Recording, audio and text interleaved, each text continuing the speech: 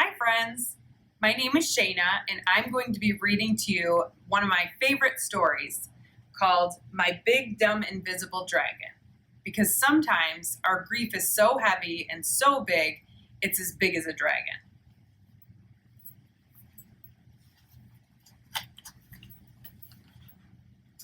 Have you ever seen an invisible dragon? Neither had I. But one day last May, a giant one swooped in and landed on my head, right on top of my head. It was the day Ollie's mom came to get us from Turtle Hill Park instead of my mom.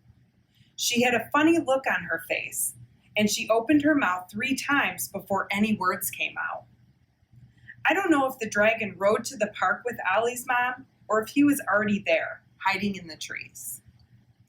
All I know is I didn't see him coming, and once he was there, he would not go away.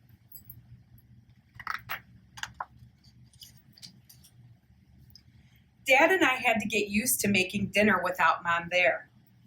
We had to get used to how quiet it was in the car without her singing along to the radio. We had to get used to movie night without her famous peanut brittle popcorn. But that big, dumb dragon didn't even notice. He moved right in and made himself at home.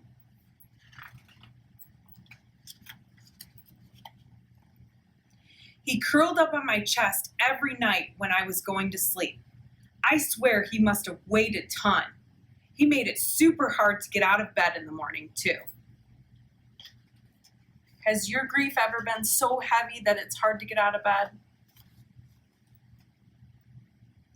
At school, he cast a ginormous shadow that followed me everywhere. And if you think it was easy to stand up straight with a dragon on my head, let me tell you, it wasn't. I think he's the reason some kids didn't talk to me as much anymore. Sometimes when someone we love has died, it makes it hard for friends to want to talk to us because they don't know what to say. But it's okay, because sometimes we just need them to be there for us and listen. Some days I ignored him. I pretended he wasn't there at all. I played hard and laughed like crazy, even louder and crazier than before, but that didn't make him leave. Other days I got angry. You can't believe how mad I got. I yelled and shouted at him, at everyone. What did that dragon do? He put on his headphones and tuned me out. Sometimes it's hard to get away from our grief. It just hangs out even when we don't want it to. There were also days when I'd reach up and pull his big, heavy wings around me. I would curl up like a caterpillar and hide away for hours. It wasn't always so bad to have him around. Sometimes when we're feeling sad, it can be comfortable knowing that we're sad because that's how much our person meant to us.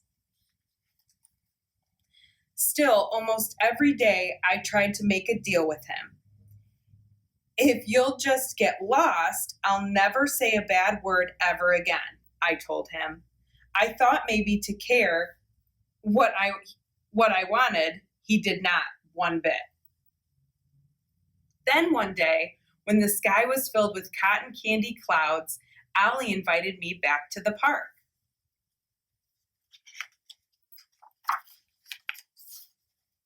I made myself roll and cartwheel and race down Turtle Hill just like before. I ran so blazing fast that my hair stood straight up, like uncooked spaghetti, which made Ollie giggle. Then something happened that I wasn't expecting at all. For the first time in months, I forgot all about my dragon.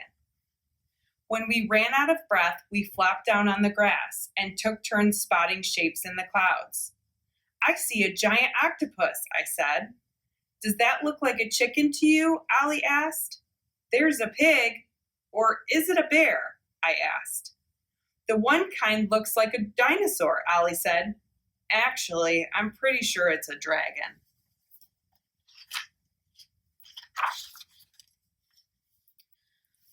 I don't know what that dragon saw up there in the clouds, but after that day, He started soaring even higher and staying away longer. He often disappeared during gym and recess. Sometimes he'd miss a whole soccer game.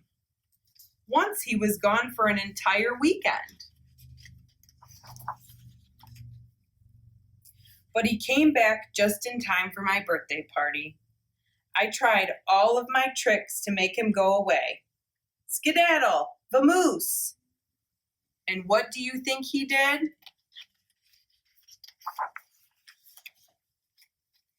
He put on a rainbow-striped cone hat and stayed for the party. I finally just gave him a piece of my birthday cake.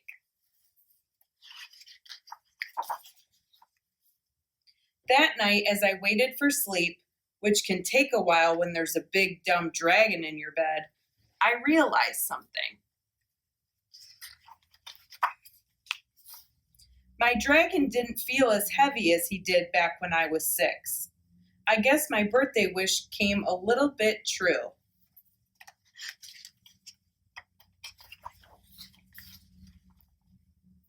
Hey, remember when I asked if you've ever seen an invisible dragon? That was a silly question. You could never see one by looking straight at it.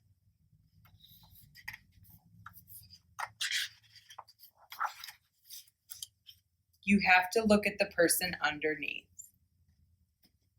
So this book helps us realize that everybody carries around an invisible dragon.